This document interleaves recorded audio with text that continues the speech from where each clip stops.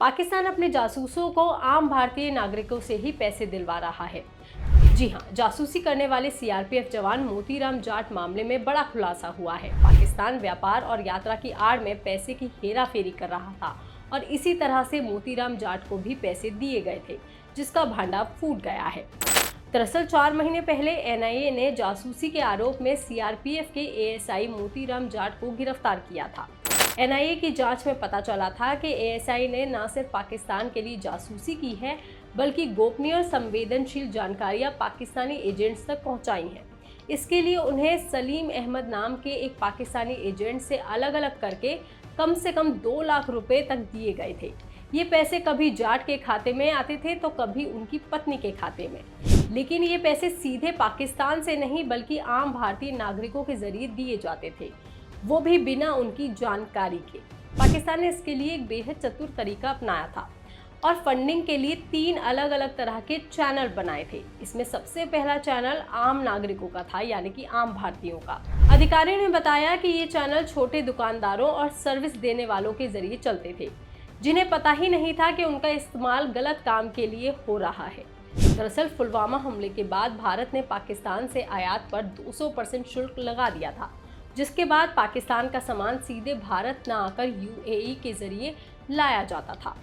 Dubai की cargo कंपनियां चालान बनाती थी और भारतीय दुकानदारों को भुगतान करने को कहती थी। इंडियन एक्सप्रेस की एक रिपोर्ट के मुताबिक भारत के दुकानदार पाकिस्तान में बने कपड़े खरीदने के लिए दुबई के बिचौलियों का इस्तेमाल करते थे और यूपीआई से पैसे देते थे, लेकिन पेमेंट करने के दौरान दुकानदारों को जो क्यूआर कोड या बैंक खाता दिया जाता था वो मोतीराम जाट का या किसी और का होता था। इस बात का खुलासा जाट के खाते में 3 संदिग्ध लेन देन की जांच से हुआ। उसी में पता चला कि पाकिस्तान में बने कपड़े दिल्ली और पटना के छोटे बुटीक दुकानदारों तक पहुंच रहे थे, लेकिन उनके पैसे राम जट के खाते में जा रहे थे। अधिकारियों ने बताया कि ये बिचौलिए कभी कभी दुकानदारों को यूपीआई के जरिए कुछ खास लोगों के फ़ोन नंबरों पर 3500 से लेकर के 12,000 रुपये तक की छोटी छोटी किश्तें भी देने का निर्देश देते थे। इसके अलावा पाकिस्तान में ऐसे लोगों का इस्तेमाल किया जा रहा था जो असल में किसी फॉरेन बिजनेस या लेन देन में शामिल है, जैसे कि ट्रैवल बुकिंग, करेंसी एक्सचेंज या बाकी छोटे मोटे पेमेंट्स। और यही लेन देन का दूसरा चैनल था। इसमें बैंकॉक में भारतीय मूल की कंपनियां शामिल थी। अधिकारियों ने बताया कि ये कंपनियां लोगों को अच्छी दरों पर विदेशी पैसा देने का लालच देती थी। लोग थाई बाट यानी कि थाईलैंड की मुद्रा नगद लेते थे और भारत लौटकर अपने या अपने रिश्तेदारों के बैंक अकाउंट में बराबर रुपए भेज देते थे। फिर जब वो भारत आते थे तो ये पैसा वो निकाल लेते थे।